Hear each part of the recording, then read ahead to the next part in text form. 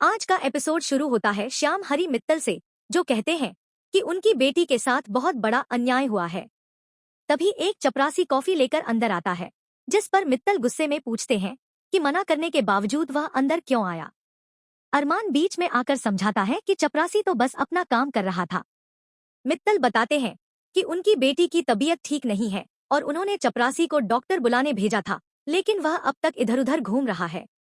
मित्तल उसे कुछ पैसे देकर जाने को कहते हैं। अरमान यह देखकर प्रभावित होता है कि बेटी की चिंता में डूबे होने के बावजूद मित्तल अपने स्टाफ का कितना ख्याल रखते हैं।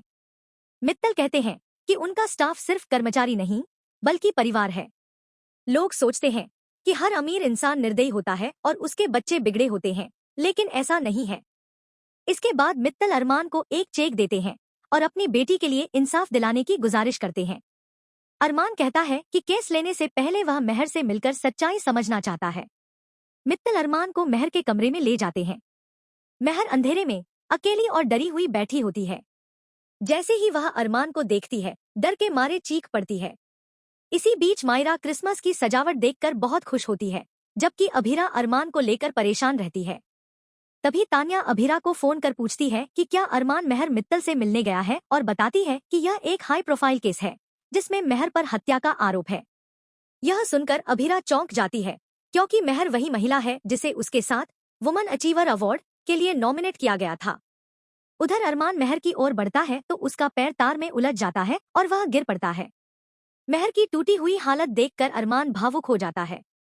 अभीरा उसे बार बार फोन करती है, लेकिन अरमान कॉल नहीं उठाता। मायरा शिकायत करती है कि अभीरा हमेशा फोन में बिजी रहती है और उसे समय नहीं देती। अभीरा उसे यकीन दिलाती है कि वह उसके लिए सबसे ज्यादा अहम है। तभी वानी नाम की एक छोटी लड़की दुकानदार से क्रिसमस ट्री मांगती है, यह सोचकर कि सांता उसे उसके पापा वापस दिला देंगे। मायरा कहती है कि ट्री तो उसका है, लेकिन अभीरा प्यार से वानी से उसके पिता के बारे में पूछती है। वानी की मां आकर बताती है कि उनकी हालत ऐसी नहीं है कि वे खिलौने या ट्री खरीद सकें। अभीरा अपनी तरफ से वह क्रिसमस ट्री वानी को दे देती है और मायरा को दूसरा चुनने के लिए मना लेती है।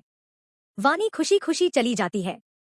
अरमान मेहर के पास बैठकर उससे पूरी सच्चाई बताने को कहता है। मेहर कांपते हुए कहती है कि वह उसे मारना नहीं चाहती थी, लेकिन उसकी वजह से उसकी मौत हो गई। अरमान समझाता है कि उसे सब कुछ विस्तार से बताना होगा, तभी वह उसकी मदद कर पाएगा। मेहर बताती है कि वह आदमी 5 साल से उनके घर ड्राइवर था और उसकी बेटी की पढ़ाई में वह परिवार की तरह मदद करती थी। लेकिन एक दिन जब वह अकेली थी, उसने उसके साथ गलत करने की कोशिश की। मेहर ने रो रो कर गिड़गिड़ाकर उसे रोका, लेकिन वह नहीं माना। वह बस अपनी जान बचाकर भागना चाहती थी। घबराहट में उसने पास पड़ी चीज उठाकर उसे मार दिया और वह मर गया। उधर एक दुकानदार ताना मारता है कि अमीर लड़कियां गरीबों को मार देती हैं और पैसे के दम पर बच जाती हैं। यह सुनकर अभीरा को गुस्सा आता है। मेहर टूटकर अरमान से मदद की भीख मांगती है और कहती है कि वह निर्दोष है।